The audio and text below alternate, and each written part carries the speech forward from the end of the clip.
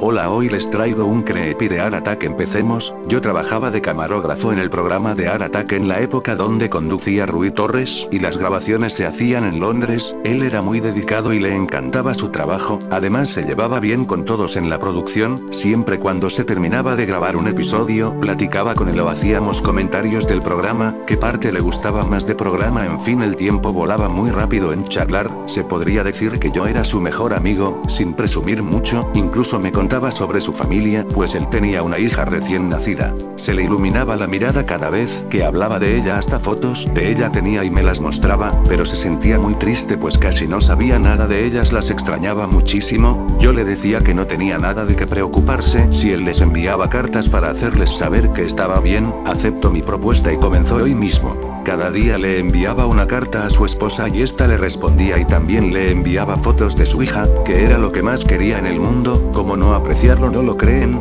Un hijo es lo más maravilloso que el ser humano puede recibir. Rui también me contaba que estaba estudiando ingeniería en telemática, pues su carrera como actor no era lo único con lo que pudiera tener éxito, pero me decía que solo iba a estar trabajando un tiempo con Disney Channel y después regresaría a México para terminar sus estudios. Yo admiraba en parte a Rui por los sueños que tenía para darle lo mejor a su familia. Él era muy feliz hasta que los problemas comenzaron. Un día mientras grabábamos un episodio, dimos la primera pausa para darle un descanso a Rui. En ese momento llaman por teléfono, era su esposa, y por el tono en el que Rui le contestaba no era muy bueno. Cuando finalizó la llamada le pregunté qué era lo que pasaba y él me contestó con un tono molesto que no tenía nada. La pausa terminó y volvimos con el programa. Cuando terminamos de grabar, Rui se fue a su camerino enfurecido. Lo seguí para preguntarle qué era lo que tenía nuevamente, y me contó que había tenido una pelea con su esposa. Ella le decía que hasta cuándo iba a dejar de grabar ese estúpido programa, y él le respondió que tomaría un poco de tiempo, porque lo habían contratado para que grabara una segunda temporada. Su esposa nuevamente contestó enfurecida que nunca tenía tiempo para hablarle, que lo único que le importa es su programa y no tiene el tiempo suficiente como para hablar con ella. Él contestó que le manda cartas para saber cómo estaban, pero en ese momento ya había colgado. Rui estaba a tiempo, que solo lo que podía hacer era irme y dejarlo solo. Desde ese momento empezó a tener más y más problemas con Elena, su esposa, que hicieron cambiar el humor de Rui. Ya no era el simpático y energético de antes, ahora solo terminaba de grabar y se encerraba en su camerino, pero ese solo era uno de los tantos problemas que tuvo. En el 2002 ya estábamos grabando la segunda temporada, y al parecer todo volvió a la normalidad, y Rui se veía más contento, y todo su coraje había desaparecido, pero fue por solo un momento. Un sábado por la tarde estábamos Rui y yo en su departamento charlando, cuando su teléfono suena. Él contesta, y se queda callado. Su mirada comienza a cambiar hasta que emite un grito leve, y cuelga el teléfono. Se altera demasiado y yo le pregunto que sí, que le pasaba. Estaba muy alterado y daba vueltas por todos lados. Vuelvo a preguntarle qué le ocurría y él me contesta con un nudo en la garganta: mi hija está muerta. Yo me quedé sorprendido, no lo podía creer yo también, y le dije que tal vez se trataba de una broma, y él me decía que no, le habían hablado del hospital preguntando por un tal Rutilio Torres, al cual afirmó, y fue cuando le dijeron que su hija había sufrido una fuerte pulmonía de la cual no pudieron hacer nada. Él lloraba desconsoladamente y culpaba único que hacía. Tuvo que irse a México para que él declarara por el cuerpo de su hija, para saber si no se trataba de otra persona, pero lamentablemente era cierto, su hija estaba muerta.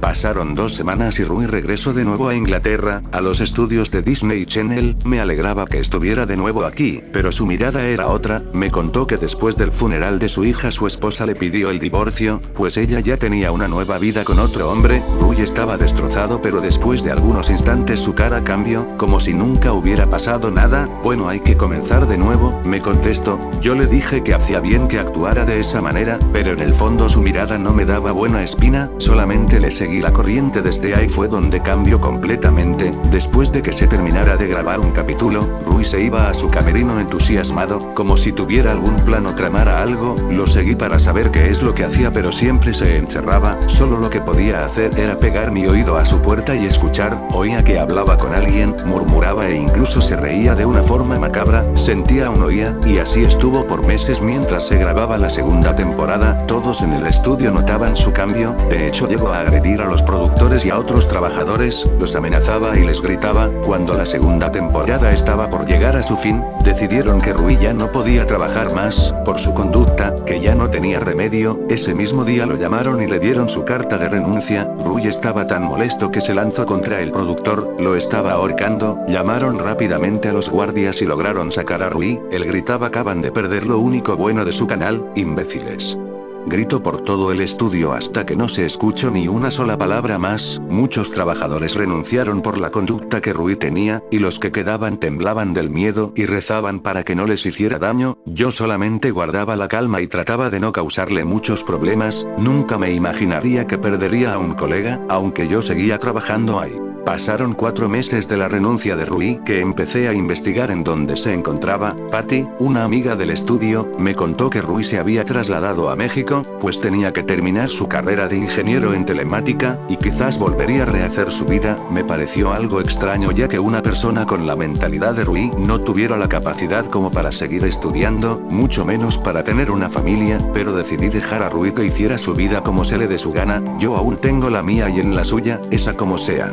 Varios días después, cuando llegaba del trabajo, sonaba el teléfono, contestaba pero no se oía nada, contestaba pero era inútil, nadie contestaba, hasta que colgaba el teléfono. Las llamadas continuaron por meses, hasta que dejé de recibirlas, pero ahora ya no me molestaban por teléfono, ahora era por correo. Me enviaban alrededor de 200 mensajes por día y lo único que decían era: ayúdame, estoy solo. Pensaba que se trataban de virus o basura que la gente envía, así que solamente las ignoraba y las borraba, hasta que un día me llegó el mismo correo pero tenía algo diferente. Fui más abajo del mensaje y este tenía escrita una dirección. De nuevo me dije a mí mismo que eran solo correos basura, pero me picó la curiosidad y anoté la dirección. Salí de mi casa y seguí la dirección, hasta que me llevó a un edificio. La dirección además tenía el número de la habitación a la que debía entrar. Entré al edificio y comencé a buscar la habitación 203, subí las escaleras hasta enfrente de la puerta y comencé a tocarla. Para mi sorpresa no contestaba nadie, así que tomé la perilla de la puerta para comprobar si tenía candado. Cuando toqué la perilla de repente sentí un escalofrío recorriendo toda mi espalda, y podía sentir un ambiente negativo, se sentía pesado y sofocaba. Le di vuelta a la perilla fácilmente, lo que decía que la puerta no tenía ningún candado. La abrí lentamente, para lo que descubrí era un departamento desordenado y sucio. Caminé por la sala pero era difícil ya que había muchas cosas tiradas en el piso, además apestaba como si un animal hubiera muerto, hasta que llegué a una puerta, la abrí lentamente. No podía creer lo que veía, estaba el cadáver desnudo de una persona. Me horroricé demasiado, me acerqué lentamente para ver de quién se trataba. Me paré enfrente de él, era Rui, además tenía una nota pegada en su pecho, decía: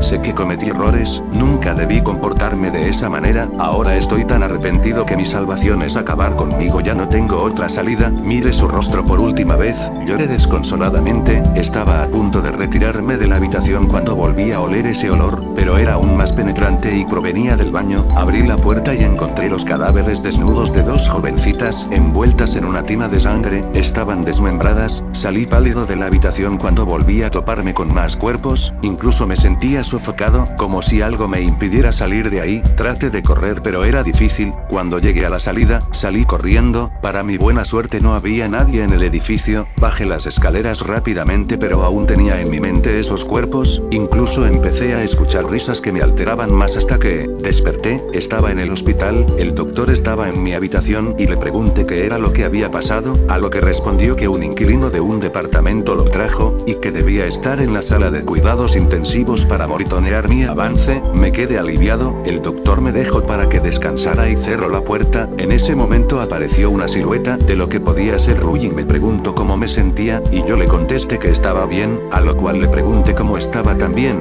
y él respondió que más o menos, que aún no se acostumbraba. ¿Te acostumbrarás?, le respondí. No pasó más de un mes y me dieron de alta. Desde aquí en adelante, ya nunca más estuve solo.